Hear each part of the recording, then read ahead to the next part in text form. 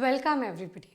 So today I think is a particularly, I would say I'm very passionate about saying this particular class or this particular lecture because I think somewhere I think Young India as a program itself comes from a certain amount of conviction that the knowledge that one derives from textbook is a lot more practical than just writing writing on a piece of paper, giving an examination and maybe getting whatever grades you want to get a decent job or a career or a entrance examination. I think it's a lot more than that. Okay, so today I have named the class or the title of this lecture as the power of persuasion. Now, if I have to give you a little bit of a context, now if you tell a child, if you're a parent and if you tell your child, this is the time that you're supposed to come in, otherwise I'm going to not give you food, I'm not going to allow you to a certain picnic, you have to get these so and so marks in your examination, otherwise I'm not going to send you to your friend's place for lunch. You know, like the child is going to turn rebellious more often than not if a child is put into a certain situation like this where he or she feels like, okay, you know what, I have to follow these rules, I have to follow these regulations, otherwise the result is going to be disastrous for me. He might turn rebellious, correct? If a parent, like for children, have you ever observed, a mother always gives a chocolate to the child so that he watches the TV and he's eating the food that he's supposed to eat. Suppose he has to drink a glass of milk. Usually she's giving a chocolate in return and making sure that he drinks the milk, or she's switching on the TV so that the child drinks up milk, and after the child drank the milk, the mother quickly switches off the TV. Something of that sort is actually something that we always see governments and everybody in the mechanism and central banks mostly employ the same concept. Now this is a very, very famous concept. I'm sure every economic student here has heard the word called moral suasion. Okay, now what is moral suasion? Basically, when a certain central bank or any prime central authority is not really employing strict measures, as in it is not enforcing strict laws or regulations, but in a very nice, sweet and reminding moral consciousness, and by sort of focusing on values and principles and trying to be talking informally and creating that bond and just getting the work done what they are intending to do. So just as the example, if you want your child to drink the milk, the mother is switching on the TV, and after he's drank the milk, you're basically switching off the TV. So all of this concept is also somewhere, you're giving a bait. Basically here TV is a bait. But instead of that, if you're imagining in a real world scenario, the banks or the governments usually employ a technique where they either, if in a very pure moral suasion way, pure as in only through imparting knowledge, only through imparting certain amount of maybe like a reminder of sorts. Like suppose if the central bank, suppose say RBI, has decided that the banks in our country are going to keep very little cash holdings with themselves and give so much of money and funds available to the public. That means all of us can take more loans. Basically that is a fact. So by reminding, you know what, this is going to be great for our country because more people are going to have the money now, because you all are going to give, the banks are going to give money to the people and they're going to use in production, and it's going to give so much growth because production always results to growth of the country. So by imparting all of these, by telling these boasts and saying all of these words, and by imparting a certain amount of knowledge and consciously reminding them, or like reminding them, it's a reminder. In a very normal sense, moral suasion comes, which is a pure moral suasion. Then there is another concept where either through manipulation,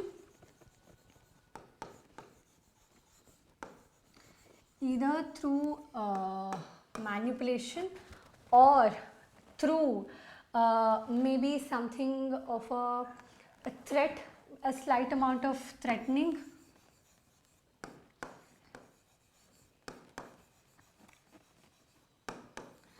Yeah. So these are another mechanism, which is the impure. This is what we call as an impure moral suasion. It is a very interesting fact that so many of our sort of historical moments. So when I think about, say, Indian national freedom struggle.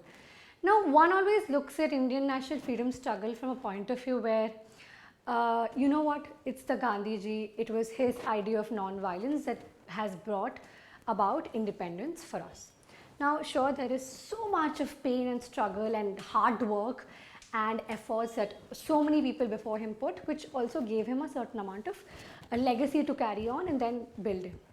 If you remember, if you take back and go back to the history and one remembers how the freedom struggle of our country was, it was basically the civil disobedience movement, boycott.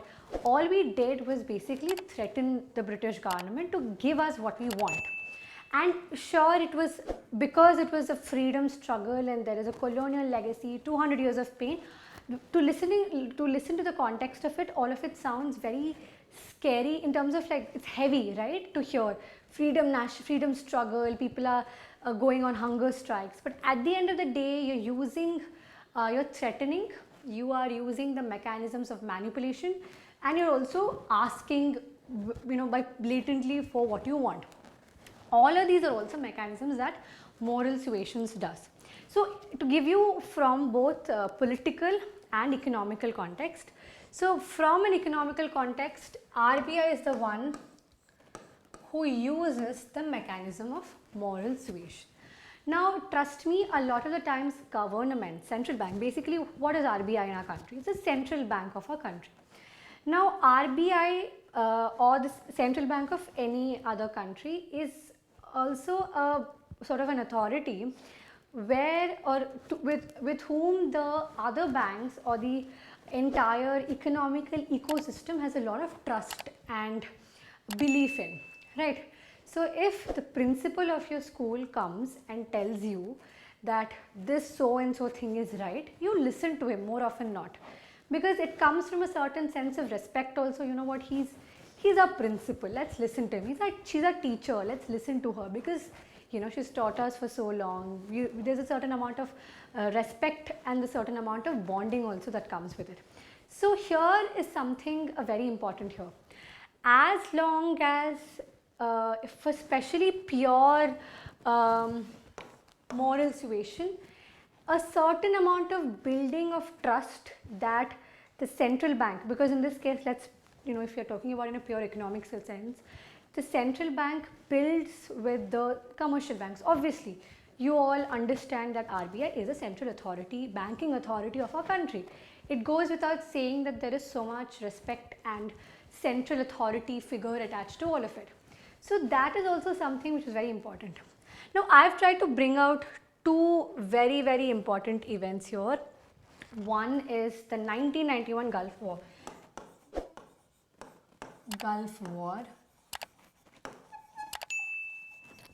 Right. So the 1999 Gulf War. You can take a lot of other examples. The US civil rights movement. Indian freedom struggle is another decently fair example for this context. All of these are also a reminder to you that how powerful moral suasion could be. Now to make the commercial bank, all of them to keep the funds a certain way with themselves, or not to give away loans so much, and all of these mechanisms that functions. Definitely there are other monetary policies central banks take. In our context, we just say the cash reserve ratio or the SLR, the bank rates. Then you have so many other liquidity control mechanisms that central bank operates with. But at the same time, you will realize that during many historical moments, here I've taken the example of 1991 Gulf War, how it was the moral suasion of the central bank to its other commercial banks has helped the war take a shape where the control of funds was under the economy. That means there was no vague supply of money, because that is again a scenario that will lead to inflation. If you have unlimited money supply in the economy, it will lead to inflation. If at all, if a company, suppose say if you have to understand in an entrepreneurial sense, if an investor is threatening a certain, say another stakeholder, that if you are not giving me this particular target, maybe to an employee, that I will fire you, okay. This might sound scary, but a lot of the times this also gives motivation to the employee to work harder. Now let's not get into the how good is it, how bad it is, but the fact is that there are different ways to get the job done. This is another important line I'd like to write.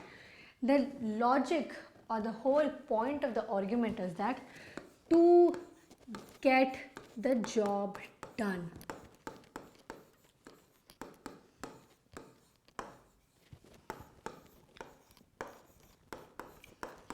That is the sum of the story. The fact is that either you can be giving rules, either you can be giving inspirational motivation thoughts, or reminding you of a moral consciousness as a reminder. Either you can be manipulating or threatening. All of these are measures through which governments and central banks in particular, this is a very, very important economic policy, or rather monetary policy. Monetary policy is a very important term, and we often underestimate the power of persuasion. I think one doesn't realize that consistently persuading somebody to do something. Now, don't get into the means part of it, how good is threatening, and how ethically unfair is manipulation, because all of that again becomes a very subjective matter to discuss. But the fact is that we do learn moral suasion from a very economic perspective, and that's something we've already dealt in the other classes when we were talking about economy, about how wonderful are other monetary policies and monetary measures that RBI employs, and one of them is definitely moral suasion. Now, when we are talking about qualitative measures that a certain central bank takes, or a particular qualitative measure that a certain government takes, all of it breaks down to the point that how effective or how strongly the particular government or the particular central bank is telling, so that the people or whoever is supposed to do the job is doing it. At the end of the day, the logic is to get the job done. This is also something which I feel like is true when it comes to the case of entrepreneurship. Ads, television ads are, I think, the most manipulating tool on the face of earth. Most of the times you end up buying what you see on ads. But that's also an indirect way of manipulation, correct? So all of these are mechanisms. Now, moral suasion is not just, I think in a lighter context, you are talking about, yes, morally and ethically you're trying to say that, hey, you know what, this is what should be done, this is how it should be done, do this, it's good for our country, it's great for our company. You're basically motivating and reminding consistently that this is what you should be doing. But you could also be manipulating in a slightly clever way, maybe ads. Sometimes I think the most moving ads bring about change. I think most moving ads, and I think washing powder Nirma might be something that you might still remember after so many years, and you might not even have seen it for 5 years, 6 years, but you still remember every part of it so well. So all of it is also part of trying to say that persuasion, whether it is consistently pushing somebody to do the right thing, or whether it is cleverly, smartly giving them another excuse and getting your job done. The fact is that something that your regular academics teach you is, I think that there is so much more that you can apply to real life. I think whether you might be an employee, you might be a parent, you might be a teacher, you might be whatever you might be doing. Persuasion is something that you consistently have to do, because at the end of the day, there is somebody that you need to convince in life to get your job done. Somebody has to get your job done. Even maybe like moving a paper through a government office, that is also a huge problem sometimes. So for all of this, also slightly being nice and polite and putting a smile on your face sometimes, that works as a great persuasion tool.